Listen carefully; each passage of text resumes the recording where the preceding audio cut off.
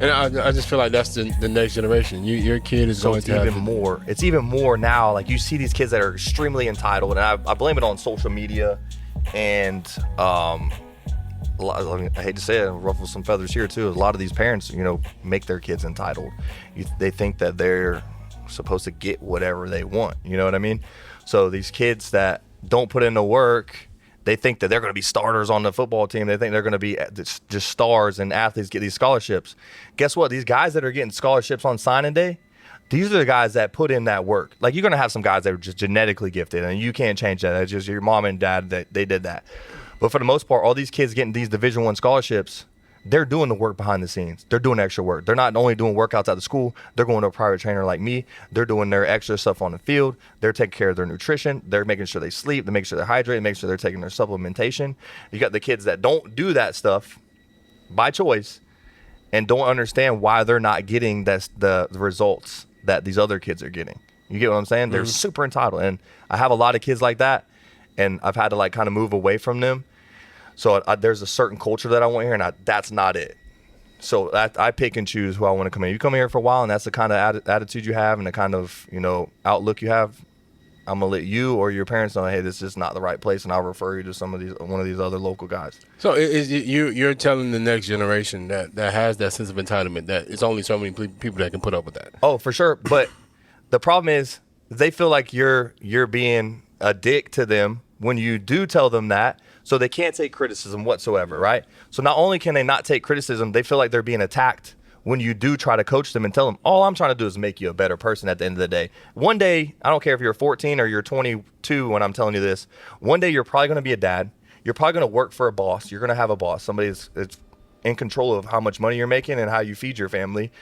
If you're a dick and you can't take criticism from them, how are you going to actually provide for your family? You know what I mean? So I'm trying to teach them and instill them this stuff now so that when they go off into the real world, when sports is over, they can navigate properly without the repercussions that they're probably going to have if they don't. So that's my whole goal here. You know what I mean? So now tell me, do you just train boys or do you train girls? Oh, I train females, boys, transgender if they want to come in here. I mean, whatever. I mean, it's 2023. So yeah, I don't want to, but. Yeah, I mean, I'll train anybody. Realistically, it's more for, I have some adult clients, people that are serious. I train people that are serious. I don't care if you're old, young, male, female, whatever. If you want to be serious about your results and you're disciplined enough, I'll train you. If you're not disciplined, you can't do the little things outside of here, I send you somewhere else. That's what I've gotten good at over the years is when you first start, you have to kind of take anybody in because that's money in your pocket. You got to feed your family. Over the past 4 or 5 years, now I'm very selective because there is a certain way of doing things that I want in here, and there's a culture, and I'm telling you, man, if you come in here when I have a group in here of my athletes, you understand that culture, you'll see it, and when there's somebody that challenges that culture, they got to go.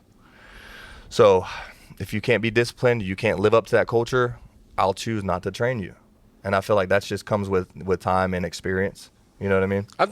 What you really transition into is just builder of men. You know what I mean? Whether it's woman or man, it's still builder of men and women. Yeah, builder of men and women. But there's still women. So at the end of the day, you're builder of men. You're understanding this next generation is going to need a whole lot more help. They always say it's going to be it takes 2 people to make a kid. Yeah. But it takes a village to raise them. And most people don't know. I'm part of that village, and I'm a big part of that village. And that most people don't know what village to attach your kid to, whether it be the right outlet or the wrong outlet. So I feel like being a part of the positive outlet of the next future, you're doing what hats off what most people need. I appreciate that. This goes without saying. Therapy is one thing. Yep. You can sit down with a therapist and they'll still tell you need to exercise. Yeah. But if you come out here and you exercise, you get exercise and therapy all at once. And you know what I'm saying? because you're battling exactly what you're going through. Yep. Whatever your next goal at hand, you're addressing it. Yep. Everyone asks me, what can you say you do each and every day? And I said, is what I'm doing today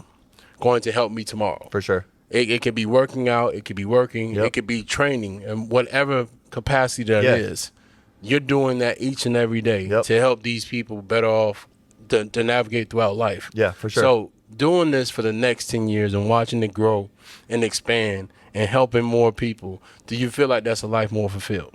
Oh, without a doubt. I'm fulfilled now. Even with just the scale that I'm at now, I'd be comfortable with it for the next 10 years. I'm making enough money to take care of my family. I'm helping plenty of people. Obviously, the bigger scale, the more I can help, the more I can, probably feel more fulfilling. But I think at the end of the day, as long as I can help one person change their entire trajectory positively in their life, I feel like I'm doing my job, whether it's 1 or 100. I mean, I feel like, and this is going to be bad to say, but I always tell people what category they in. Like, if you're a piece of shit, I'm going to tell you you're a piece of shit. I'm glad you said it, because I'm honest. I'm very blunt with my clients, and I lose people because of that, but I'm not changing who I am. I hate to say it. You have to. You have to tell people, like, it's going to be a time in which you change. Yeah. But right now, you are not displaying the best version of you. And that's the best way to put it. Wholeheartedly important for this next generation, because everybody just feels like they're the shit. Yeah. And you're not. Like, you life has not humbled them yet. You have some character flaws that you need to address in order to move forward in life. So I feel like this Perfect way to say it. It's important to call a spade and tell them that there's a point. Man, I'm so glad you brought that up, man, because that's where I'm at. That's my personality. And sometimes I question it. I question it because I'm like, damn, am I too tough? Am I too rough on these kids?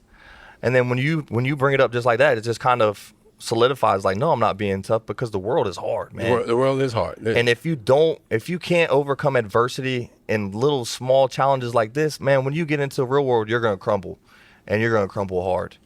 I mean, you're going to hit the ground regardless. I don't care. You're going to fall, but you're going to get up.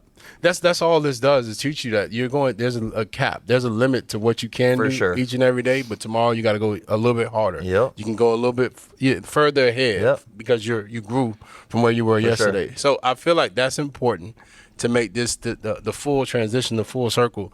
Football is just what we would love to do, what we would love to coach and be a part of. Oh, for sure, the rest of my life. This right here, I feel like, is more important for sure than football, because football is just what we do. Yeah. It's not who we are. Yeah. This right here is becoming who you are. I'm glad you said that, because this, just like you said, like football, like you're on the field, you're a football player. When you're here, it's more personal. It's like you're battling yourself. Like you said, hitting PRs. Like, there's gonna be days where you're down. There's gonna be days when you're feeling really good. There's gonna be days where you gotta really go through some adversity in order to get to that other side. If you learn how to do that in here, man, it correlates over to the real world so much easier. So when you're able to battle yourself and your mind and your body in this kind of setting on a consistent basis, when you are challenged in the real world, you're a little more equipped to deal with it better. Yeah, you're keeping your hand on the pulse. Yeah. The next generation, you're having a hand, you're playing a part in. Yeah. Making sure you steer them in the right direction, because this next generation, besides the entitlement, is just a level of laziness that we never express either. Yeah, so for sure.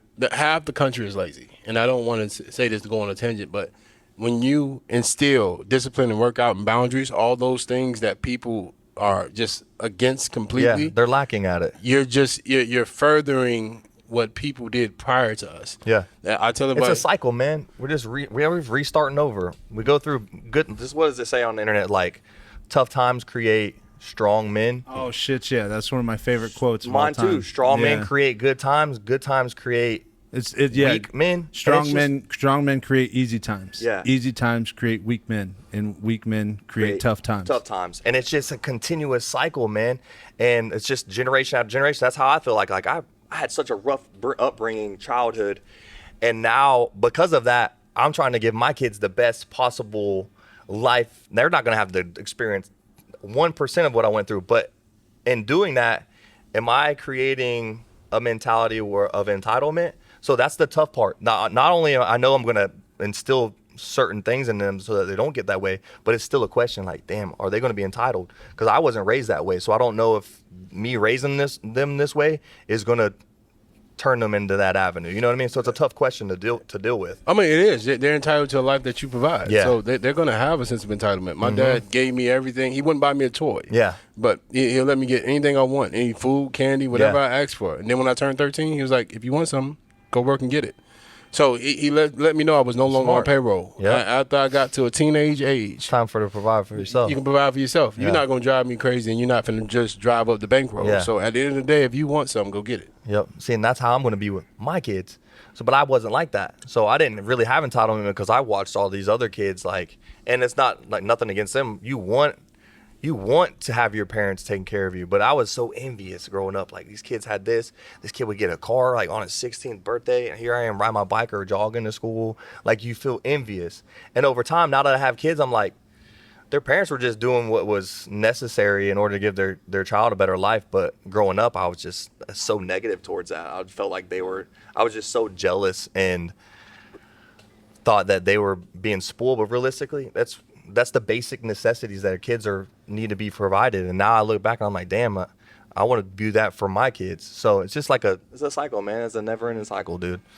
We interrupt this episode to bring you Joe's Backyard Barbecue, a delicious, amazing, gourmet-type backyard barbecue meal with the most amazing service and the most amazing person that you can have at the helm, cooking those amazing ribs, the amazing brisket, and all the wonderful spices and barbecue sauces you can imagine. So if you're in the Lake Worth, Florida area, make sure you go and see your boy Joe at Joe's Backyard Barbecue. And now back to the episode. I mean, you're hitting all the markers as far as like the next generation and how they can continue to advance. Yeah. This next generation is not going to be the same way we grew up. Nope. And I say that to say like there's no more two-a-days. There's like it's they a whole lot. That. Yeah, they have it more.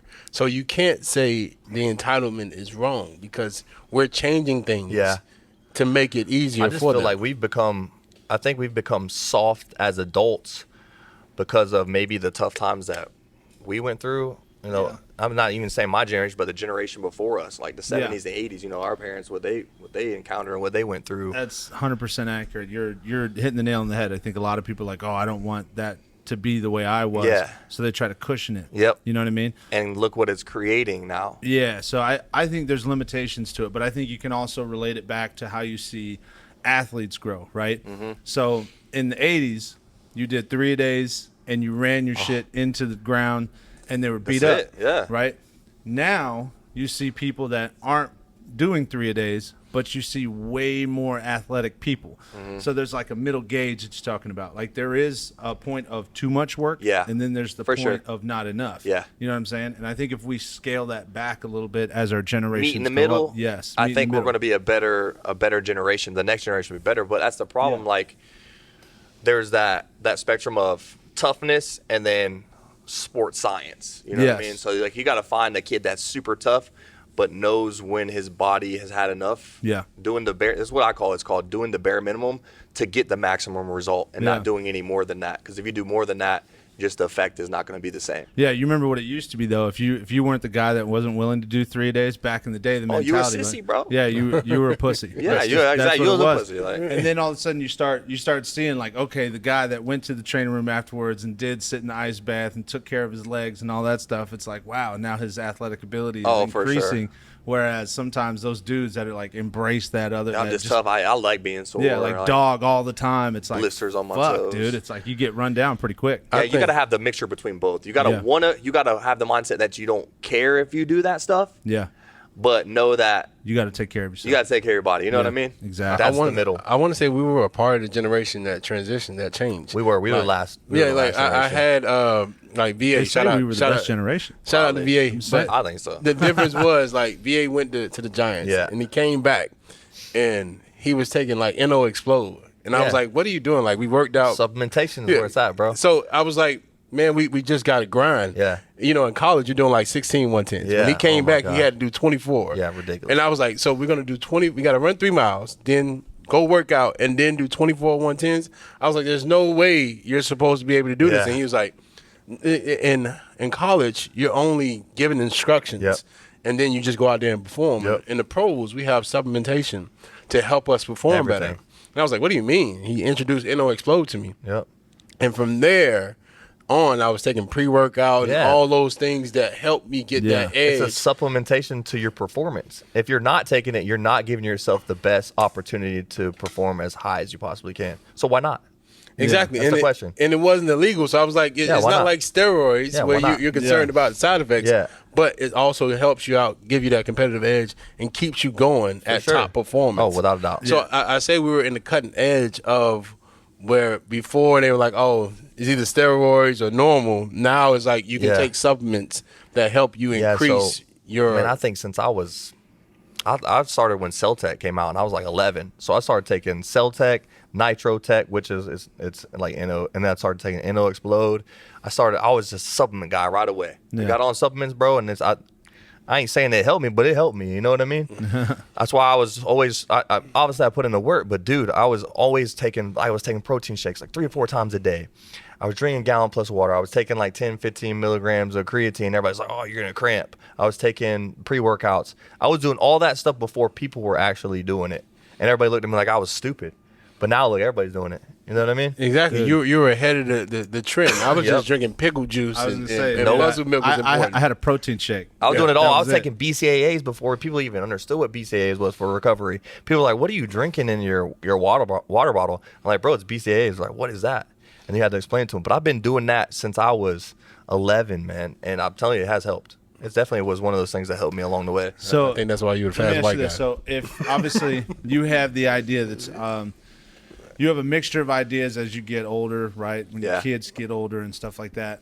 Where do you want to see this go? Like, do you want to grow this to a point where it's strictly one specific level, like an elite professional level, or do you want to keep this open to everybody? That's a good question because I'm at that point now where, so when I say I want to like step back, I mean I want to put maybe my youth development and like my personals, like the personal training stuff, to somebody else. Yeah. And then I literally would just strictly take care of like my NFL pro day guys, my NFL athletes on the off season, because that's not as time consuming. Like you're with those guys for like 8-12 weeks out of the season. Yeah.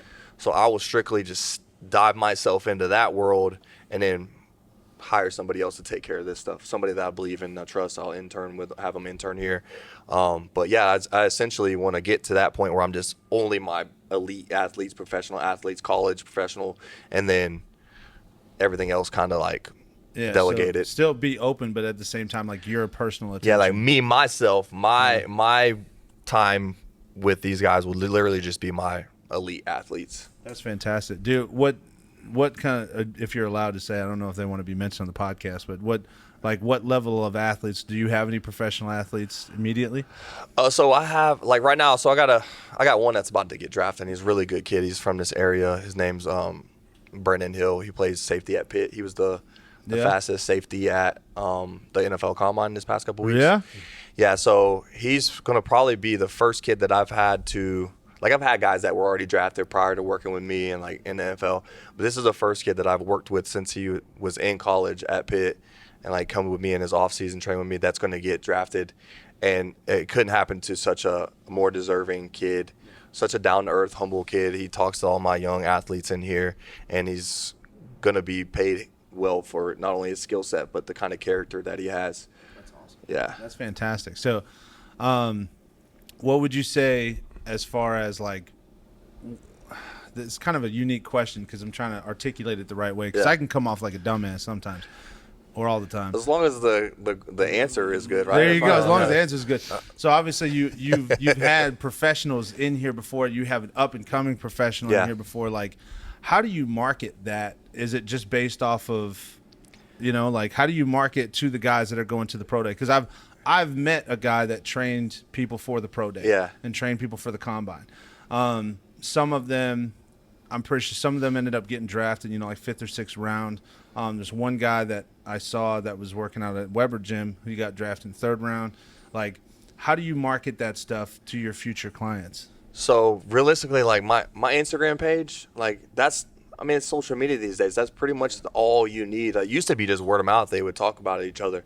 But if I have such a big following on my business Instagram page now that they see these guys, and then these agents, I've become friends with agents, and these agents want to send their guys in here. The guys come in and they like what they're doing, and the effect goes on from there. It's all word of mouth. It compounds from there, realistically. Yeah, I got you. You got guys that come in here and they like what you're doing. They're gonna tell their agent. They're gonna tell their buddies, like, "Hey, man, Coach Keller, like, he's the real deal." Yeah. And then if you got guys that come here that don't like it, then they're not gonna market for you. You know what I mean? Yeah. No, it markets for itself. The proof is in the pudding. So. I like that. To transition to just pure gems, like you don't get a chance to see the story develop. You just get a chance to see the person that's already got a level of craft. Like I'm in college now, so now I already have tools. Oh, so it's easy. When you get guys that's the easiest part of my job. Like the hardest part of my job but it's the most fulfilling is training these kids when they're young and developing their movement efficiency and working on their weaknesses.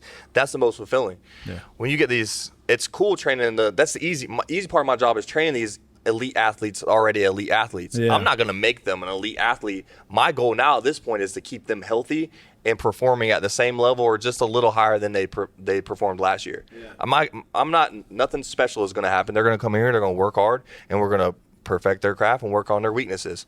That's it. My young kids, developmental mode, full force. Yeah. Like, you got to teach everything. Elite athletes, you just tweak a couple little things, the work does itself. Yeah, dude, I think a big thing, a lot of football guys will understand this. Whenever you see a guy that's really talented in the field of what he's playing, especially the talent level that he's in, but sometimes you always hear that word stiff. Yeah. Right? There are guys that mobility, man, they lack it. Mobility is humongous in today's age. Like, you can have a guy that can jump real high and be very, very strong, but at the same time, you see DBs when they're doing that combine, right? It's all about the hip rotation, flexibility, looking loose, like looking like a pure athlete. Yeah, I don't care what sport you play. Like, if you don't have fluidity in your hips, you're probably not going to be that great of an athlete. Yeah.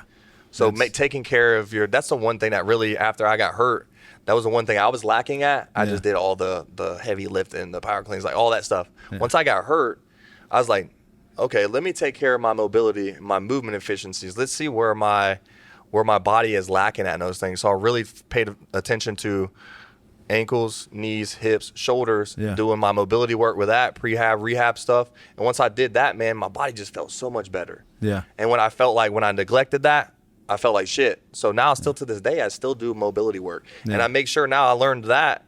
Now I use it on my athletes, and now I have them do mobility work. And I love to say it because most of the kids that come in here and train with me, athletes, never get hurt with me. So, like, knock on wood. Like, that's one of my biggest things. Like, you're probably going to be healthy throughout the entire time you're training with me. Yeah, dude. See, that's actually one of my problems now is because I never did any of that. I just pounded the weights. Oh, same. So it was like mobility and stuff wasn't like important for us. Like, nobody taught us. It wasn't like we didn't want to do it. It wasn't introduced to us. We seen yoga and we're like, oh, that's for nothing against gays, but we seen yoga and we were like, oh, that's what gays do. Bro, dude, I do yoga twice a week now. You're 100% right. And I do yoga now too, bro. You know what I'm saying? Dude, like, I didn't do any of that stuff, and now, like, anybody that's personal to me know now, like, I had to go to the doctor, and a lot of it because became a fat fuck a little bit, but besides that, I never took care of myself in my joints and everything. Yeah. So now I had to recently come to this decision, like, am I going to have a full hip replacement on my right hip? Yeah, that's tough. And when we went in for the x-rays and all or the MRIs and all that, and it was like, hey, you have no cartilage left. And it's because so just bone on bone rubbing. It's bone on bone rubbing all the time. And there's literally been times where I've just been walking in the house and I'd fucking fall. And it sucks, right? But the reason I never did the yoga, I never stretched, I never took care of my body. I worked my ass off. I did. I was a hard worker back then. I say back then. I still work hard.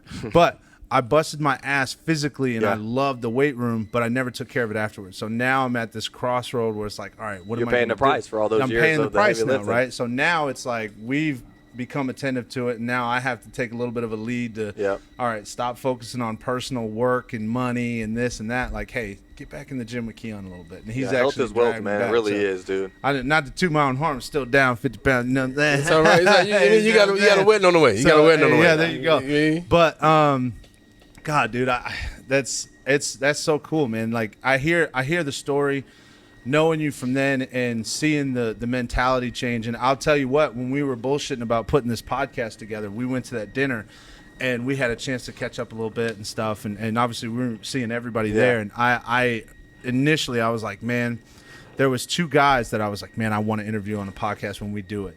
And then after that dinner, I was like, we got to get Nate on the podcast. Because the mentality change. Yeah. And then coming here, and I'll be honest, I did not know any of that stuff about your early history. Yeah, nobody does. I don't really share it. That's what I'm saying. So it's like he was locked in. Yeah, hearing that and then seeing the mentality that you had then, because you did. That was one thing I was going to piggyback on that, but the conversation would go real well. You were so zoned in and you were focused, and it was you had this a little bit of aura about you when you walked around, like it was just fucking, it was beast mode all the time. Yeah. And it was a great thing to be around. Like if I was a coach, like I see why coaches really bled into you a lot in that, because it was ball. Yeah. Ball. This is my fucking focus. Yep. This is it, right? And that it makes 10 times more sense. And then now seeing the development after we met at the dinner and just bullshitting and chatting, it was like, damn. That dude not only did self work, He promoted his own business. He's just figuring his life out through a path that was honestly I'm not very that, motivational. I'm not that young kid anymore. Yeah, you know, exactly. I didn't become a man until I had my son. Honestly, like I was still doing childish shit, immature. But I'm telling y'all know when a kid comes out and it's yours. Yeah, man, I was reborn that day, and it changed my entire outlook, perspective. I went from using my past as a victim mentality and as a crutch to do the stupid shit that I was still doing. As a like, oh shit, that happened to me, but guess what? There's been plenty of people out here that had the same story. What'd they do with it? What are you gonna do with it now to change your children's future? That's how I looked at it. Yeah. And now I can talk about it. I didn't talk about it then because I was just so embarrassed about how I was raised, and I didn't want people to look at me. I didn't want people to look at me differently. You know what I mean? And I think not sharing that, and like the coaches knew like my background. I think that's why y'all know I got away with a lot of shit.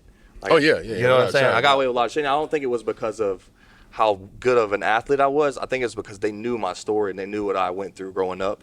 So now it probably kind of makes more sense to y'all, like why I was the way it was. There's no excuse for the decisions I made, but there was definitely a reason behind some of the stuff that I did. And I think like you hit the nail on the head with that, because you, like you said, you have kids coming in now, and it's all about kind of like, hey, I'm gonna nurture and have those conversations, and like, but ultimately, you got to make the decision yourself. You got to you can take ownership. It's extreme ownership. And I read that book by Jocko Willink. And when I read that book, it was talking to me. I was like, damn, dude, I got to stop blaming everything that happens in my life. Even if it's not my fault, if you take accountability and ownership for everything, bro, I promise you, the way you see the world and the gratitude and the way the positive influence comes to you and around you changes everything on life. I promise you. Dude, I'm not gonna lie, I'm a little fired up. I'm pretty fucking fired up right now. You know what I'm saying? I will tell you, I got That's one good question. shit. One question that's real important. That aside from just working out, the most important part of working out is the recovery. Oh, for sure. So, what do you tell your kids? What can you tell kids that don't have a trainer, that don't have someone like you in their corner? But they just go, they like Bruck. They just go balls to the wall with no form of recovery in mind. Throw 600 pounds on the squat racks. Fuck it, knock it out, and then just go home. And I remember them days. Nah, I ain't like that. so like you were saying, I got to do a warm up, 2 warm up. That's what I'm saying. So, we're a little older now. So what do you tell you? What do you do with your kids to help them recover? So I'm glad you asked that, because I preach to all, especially my younger guys. Like I preach to them, recovery is key. Like you can only do so much in here, but if you're not recovering, you're not going to get the benefit of training, right? So first and foremost, for young kids, 7 to 9 hours of sleep is minimum. Like when you sleep, you recover. And if you're young, your growth hormone is like at sky high. You're on natural steroids. I tell parents, like when your kids from like 12 to 17, 18 years old, they need to sleep because they release that growth hormone from their pituitary gland as they sleep. You're on natural steroids, so make sure they sleep. Tell them to get off their phones, the blue light, an hour prior to bed. So stay off the phone, stay off your TV at least an hour before bed. Most kids aren't going to do that, but if you do, I promise you see deeper sleep. Deeper sleep, more testosterone release, higher growth hormone. Guess what? Stronger in a weight room, faster on the field, better performance. So sleep is first and foremost. 2, making sure you take care of your mobility, doing like yoga type active recovery sessions 2 or 3 times a week, whether it's before or after, or if you just solely do one session, it's just yoga. I don't care how old you are, you're going to benefit from that. Going through full ranges of motion in your movements. Doing that once or twice a week is going to help. I love ice baths. In college, I did them a lot, but I did it because I wanted to recover, but I didn't do it because I wanted to. Now I do it because I want to. Not only is it so beneficial for your joints and your long-term health and recovery, but it's more of a mental thing for me. Like if I can get through this cold water for 10, 15 minutes, like anything I'm going to do in my day, it's going to be cake. So a couple times a week, I'll take a 15, 20-minute ice bath right out here, and my athletes are like, why are you doing that still? I'm like, I still work out. I might not work out as I used to, like I want to play professional sports, but I want the benefits of it. So ice baths, Epsom salt baths, they help you recover get the lactic acid out of your legs, your body, help you recover like 24 to 48 hours faster. Hydration, not just Gatorade and Powerade. Like, you can have sports drinks, but 0 sugar sports drinks. So stay away from sugars. Sports drinks that have electrolytes in it, hydration stuff. Stay hydrated, especially in Florida. Y'all know, I mean, you walk around and you'll lose a gallon of water. Yeah. And realistically, I mean, obviously eating foods that are kind of as far away from as processed as possible. So stay away from cakes, cereals, stuff like that. You know what's processed. So eat as whole and natural as you possibly can, and I think it's going to take care of itself. But realistically, number one, I think it's the worst right now. These kids are on their social media all night. They're only getting 4 or 5 hours of sleep, and it's not enough. You just take care of the sleep pattern, and everything else will follow in. Okay, so it's essentially the same thing you always hear, like eating, sleeping, and what you consume. Sleep. And I think with the youth, realistically, the problem is kids stay on social media all night, and they have lack of sleep. Guess what? If you don't sleep, you don't recover. If you don't recover, you're not performing well. If you're not performing well, you're going to blame it on yourself because you're on your phone all the time. So if you can literally fix that, nip that in the bud, if you just get 7 to 9 hours of sleep a day. I mean, that's hard for adults to do that don't work out. Kids and stuff. But I'm telling you, tell me how y'all feel when y'all get 7 to 9 hours of sleep a night. There's those moments where you're in bed by 8, and then you're like, man, that 4 o'clock wake up call to go to the gym at 5, it's not that bad. It's actually kind of nice, right? Because you got the amount of sleep needed. Exactly. Then there's those times it's like 12 o'clock because I overwork and I'm always doing it. And for me, it's not necessarily like a fun thing that I'm doing. I'm not just playing video games. Oh, yeah, no, I get it. A lot of times it's honestly, sometimes for the podcast, like we're cutting up clips or, doing stuff for our job or whatever it may be, some other job that I'm doing. But next thing you know, it's 12 o'clock and it's like, damn. Yep, you know you had to get up in 4 hours. Yeah, so you're not going to get that good quality sleep. The next day, you're kind of like dragging ass and like, yeah, I feel you. I totally. Yeah, sleep is number one, man. It really is. Yeah. It regulates all your hormones in your body, and if you don't get that adequate amount of sleep, you're not going to feel as well as you could be. Yeah. So we got to. I don't want to wrap this up. Before you wrap it up, I want to tell you one last thing, as far as recovery is concerned. I got with Andy before, and for me, I have no problem. I put my phone on Do Not Disturb. Yeah. At 8, it's like 7:30 is on Do Not Disturb. Yeah. From 7:30 to 8:30. I don't care who it is. I commend you on that. It's one of those things where you understand. It's on Do Not Disturb. It's on Do Not Disturb. I wish I could do that. Honestly, I just turn it off. I unplug from the world. Yeah. And the only thing that you'll have in the background, you hear brown noise. I don't know if you guys ever heard of that. But it's just like meditating. It just puts your mind at calm, at peace. And if you guys ever get a chance to do that, just type in YouTube, type in brown noise. Yeah. It normally have 8 to 10 hours. And it just puts you at complete peace. That's dope. And then once I turn that off and I go to sleep, 4 o'clock in the morning comes to me and I'm wide awake. You're energetic. Full of energy. It's like, now the question is, do you want to go to the gym and put in that work? Or do you not want to go to the gym and just use this time for your to work me time? On your other stuff? That's it. Just me time. I don't care if it's just listening to music because we're parents. So the moment they wake up. Oh, it's gone. It's all day. It's all about them. Yeah. So if I can get 4 o'clock in the morning from 4 to 6 and it's my time. Yeah. I don't care what I'm doing. I get it. That's me time. My son's not like, oh, Dad, what about me? No, I get that time to myself. I have a tough time doing that myself. Go ahead. I know you got a question coming with that. Go ahead and ask it. No. To me, I feel like I just wanted to implement that when I asked you about recovery. Yeah, so for me, that's the toughest thing for me. I think the more I grow, the more I spend time on my phone when I get home. And it's a problem that I have with my wife. She doesn't like how much I'm on my phone. But when you're a one-man business, meaning you gotta text everybody. I got people that do online training. So when I get home, I have to send them stuff. I have people ask me questions. I got people ask me about coming to train. I got people DMing me. Like, I'm on social media. So I got everything. I'm an accountant. I'm doing my books. I'm doing everything. And I try to explain that to my wife. And then I started realizing, like, hey, I need to unplug. I got to unplug. And the way you do it, that's awesome. I need to just get to that point because I find myself sometimes I'm just spending too much time on my phone. And it's not that I'm not being productive, because I am being productive. Because I feel like if I don't answer back right away, I'm going to lose that person. And that's money lost off the table from feeding my kids. That's how I look at it. But it's probably not how it goes. So I think I need to learn myself is when I get home, put my shit on Do Not Disturb. If they need to get a hold of me, they'll call my wife. You know what I mean? So if something important. So I think that's something that I'm glad you said that, because I was already thinking about it, but now I know I need to work on that. I mean, to me, I'm gonna be honest with you, I'm not married, so it's a little bit different. I can put my phone on do not disturb, and if you call me in this emergency, you might want to call somebody else. It's perfectly fine in that regard. Like I'm not the 911 for you. I promise you. But I have that, so I'm glad I have that. Listen, but we're I boys, think I but need after it. 7:30, we're not boys. We're not boys. I think I need to unplug and spend more quality time with my family. I come in, my wife on that. She's at home with the kids all day, and then we argue about it. But that's a tough job to have, man, being a stay-at-home mom. It is. She might not think I appreciate her, but I appreciate you. So let's get that little shout out. We're gonna clip that. I put that at the forethought. No one tells you. That's a 24-hour job. That's a 24-hour job, and you don't really understand that until you're at home with them kids all damn day. And you're driving you crazy, bro. That's a lot of hours. So I'm the breadwinner, and I got a successful business and all that stuff, but that doesn't amount to like the amount of stress that she goes through. So that's a tough ass job. It's a tough job. For anything that I've done, like staying at home all day with kids, especially when you have like multiple days in a row, you start to be like, damn. You don't clock out. Respect. Yeah, you start to learn a lot of respect. No, you don't clock out, and I think as a man that is busy all the time, I think I tend to forget that, and I probably don't show as much appreciation as I should, and probably most men don't.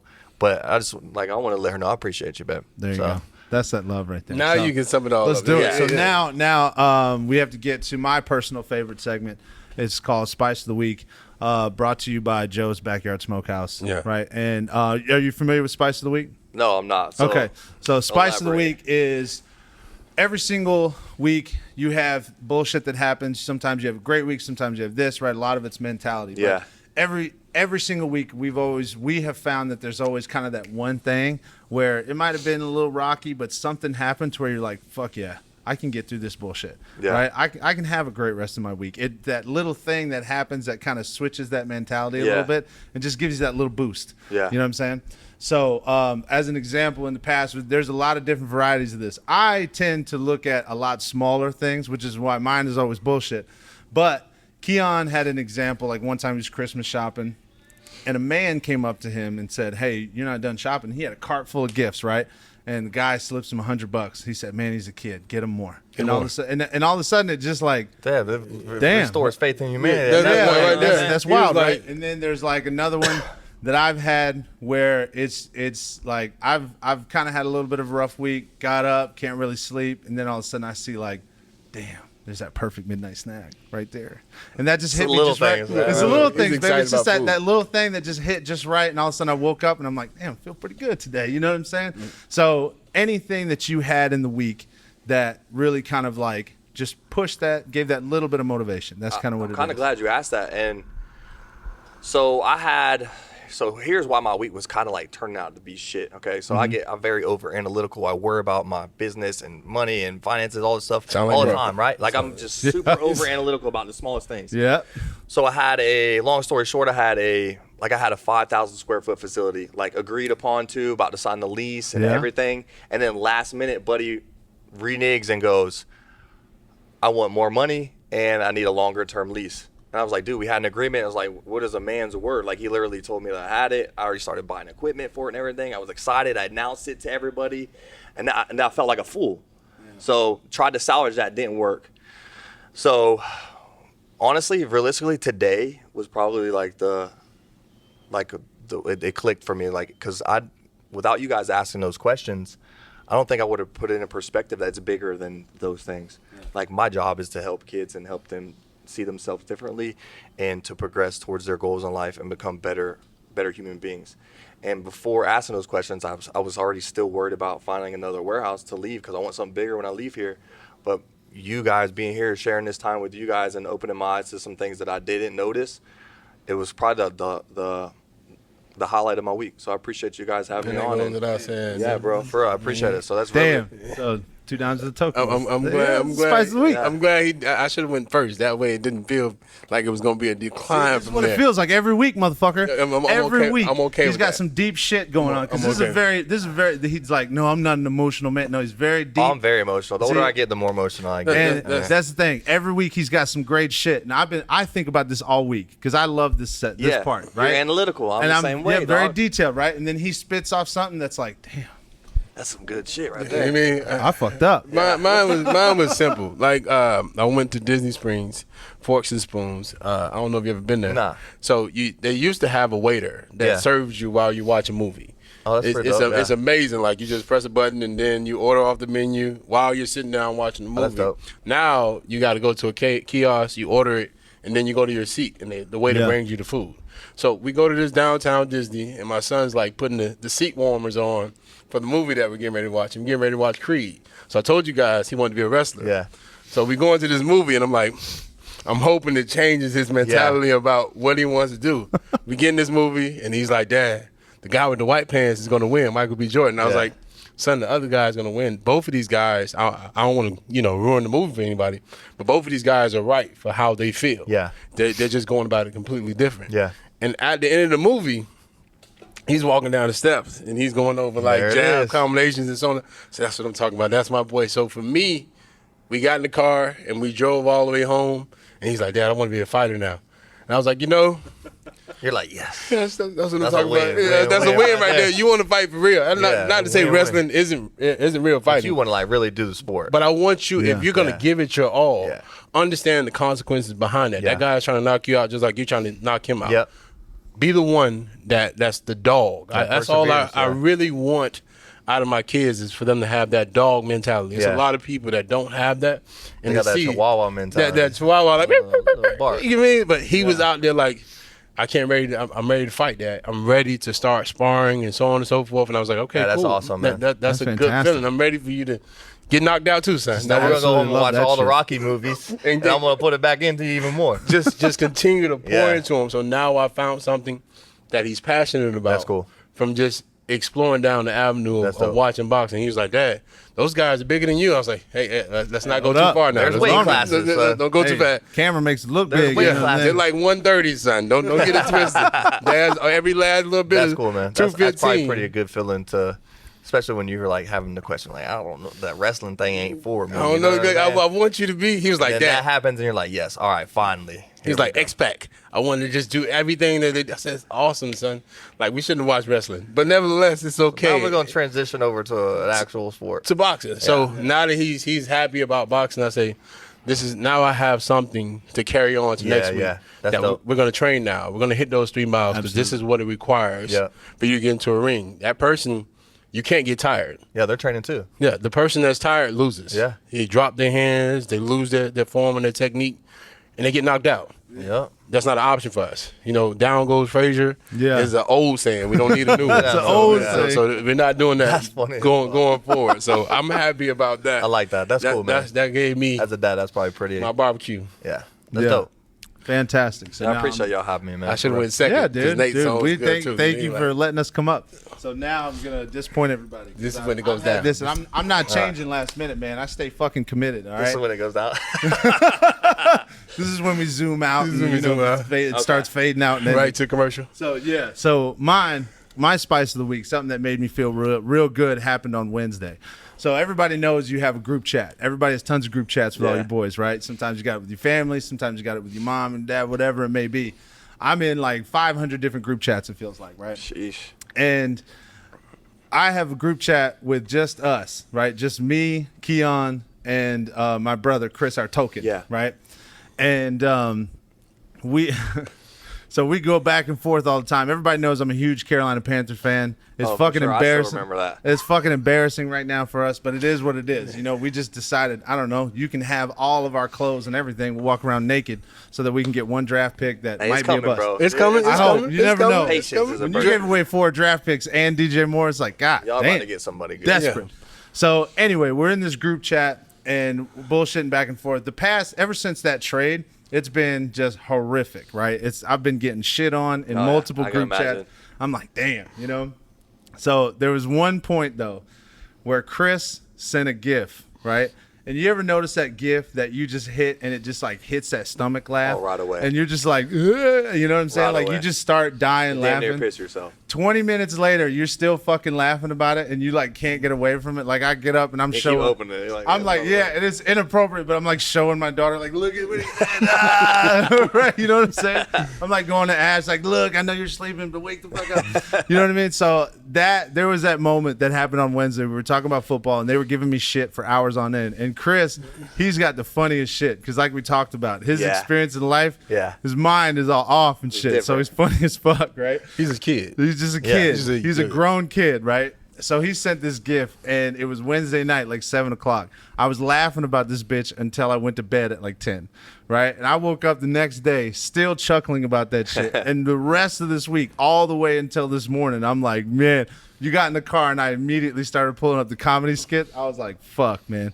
That was it. That was that moment, hitting that perfect gift. Yeah. Where it just like, fuck, man. And those are rare, bro. Yeah. Like, it happens every once in a while, but for you to carry that's what I'm saying, feeling dude. on for a while. And it hit. It rare. just hit me just right. And I was like dying laughing for a good 2 hours on it. So that was the one thing that put me a little bit more mentally tough. That's cool. For the rest of the week, man. I tell everybody that everyone needs a friend like Chris. Oh, for sure. Yeah, they do, bro. Nate, sure. he's Absolutely never do. mad, never Absolutely upset. do. Like, Who else do you want around? the world be coming to an end, and he's like, at least not on drugs. It's so At least I'm not on drugs.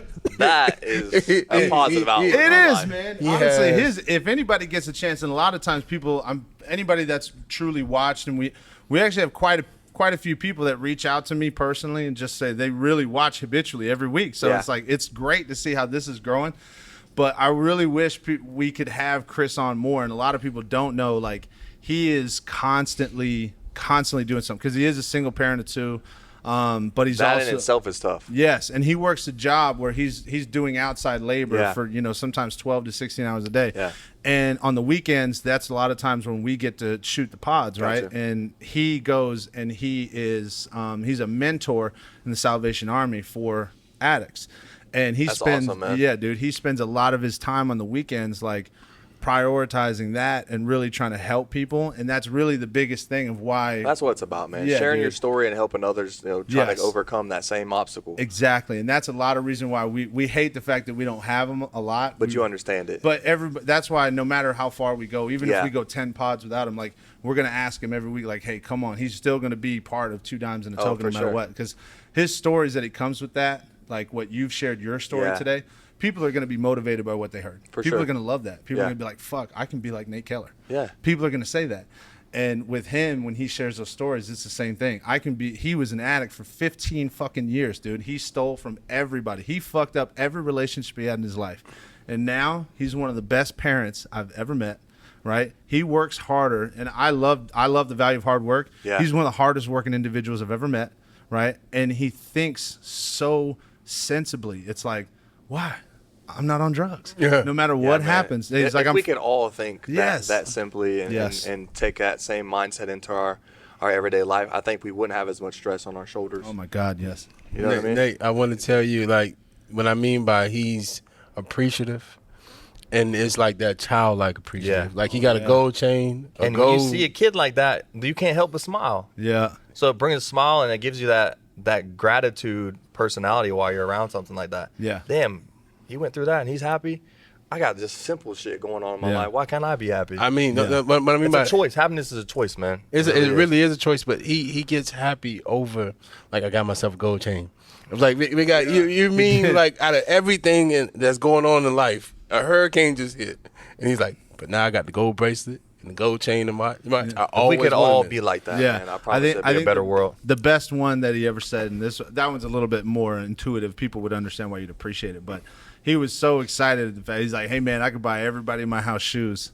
Did you know that?" And I do now. Yeah. But it's like the fact that he could. Yeah. He's like, I have leeway enough to where I could go to Walmart buy shoes, or I could go to the Nike outlet buy I shoes. think you Like, have to go through those tough times in order to appreciate the Yeah. good times. And I think Yeah. same with your brother, like his past propelled him to where he is now. Now he's just super grateful for everything that he has because he knows where he could be at. Yeah. And I'm the same way. I think every day I wake up and I show gratitude right away. I thank God for giving me the next however long I'm on earth.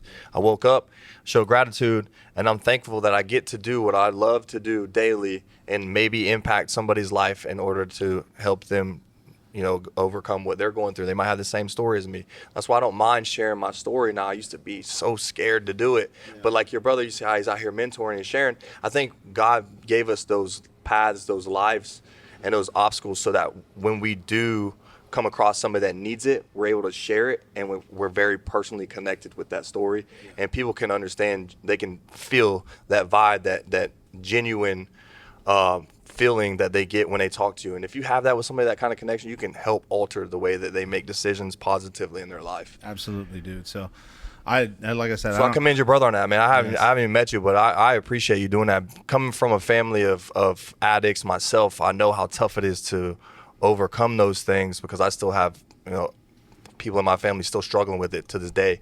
In order to overcome it and then become the best parent that you possibly can be, I commend you on that, man. So that's fantastic. Awesome. So I don't want this to end. I feel like we keep going forever, but as we got to wrap it up. So number one, we want to thank you guys for tuning in. Appreciate y'all. Number two, please make sure you subscribe, comment, like all the shit I don't like saying, but we got to do it.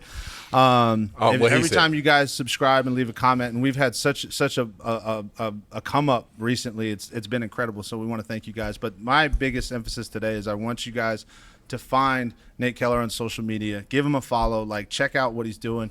He's doing some inspirational things with the next generation, and also he's helping out current athletes and just his form of giving back. And I think it's an awesome story. So hold up. All right. There it is. It died? No. Move your recording stuff. So last time we did this, we recorded for an hour and 40 minutes, and then the last 20 minutes it cut off. It cut off. So y'all are making sure y'all are all good today. That's literally why I've been looking over there. That's the reason why I was facing towards to finish it up. So again, guys, thank you so much. Be sure to comment, subscribe, give my boy Nate Keller a follow. Go ahead, shout out your business real quick. Yeah, so I operate out of Orlando, Florida, in the Popka area. My business name is Keller Training Systems. My Instagram is @Keller Training Systems. My Twitter is @KTS Strength. And if you have any questions, or you ever need to talk to anybody about not even just football, sports related, addiction, going through those tough, obstacles growing up, I'm all ears. Just shoot me a DM. My cell phone number is on my social media. Just holler at me. I'm here, man. I'm here to help as much as I possibly can. So that's fantastic. And to piggyback off of that, man, I want to send a personal shout out to Nate. Just continue to pioneer and shape this next generation, man. It's big. Brother. Whenever you see people that's just willing to help, whether you're getting compensated for it or not, it's a lot of people that just ignore personal development as if those traits are going to develop themselves. For sure. No, we just become little assholes without people that help us fuel ourselves in the right direction. Absolutely. So, like we say, it's a personal compliment. Be a token, baby. Be a token. Yeah, at the end of the day. Asshole. Yes. No, I mean, it's my goal, and this, I know I'm being long-winded, is to make sure my kids are integral parts of society. Oh, that they're helping out the world that they're in. They're not just taking from it. So Nate's life is to give, to pour into people without being poured into. His only fulfillment is what you get from what he gives you. So that's wholeheartedly important. Shit, that makes me emotional, man. The fact that when you asked me that question about my hot sauce, what was it? What's it called? Spice of the week, baby. So that right there, he just summed it up. That's why this is my spice of the week, because you don't hear those things all the time about yourself pouring into others and not getting poured into yourself. So when you hear that perspective from the external, from the outside world, it's just awesome to hear, man. I appreciate you for that. Yeah, man, you're killing it. Thank you. This doesn't go being a father to the fatherless, where we really need that now. Yep. That goes without saying. You can't give a man a crown more higher than what you deserve right now. Appreciate you, bro. Because there's a lot of people that just take their hands off the wheel and say that's somebody else's problem. Yep. But you're actually putting 10 toes down and putting everything into it. So that goes I appreciate you saying that in that perspective. It's awesome to hear that, man. Thank you, guys. That's why I wanted him to pass it down to the kids. Just keep it going. That's porn. We're about to mic drop. Mic drop this bitch. Thank you guys. Appreciate y'all.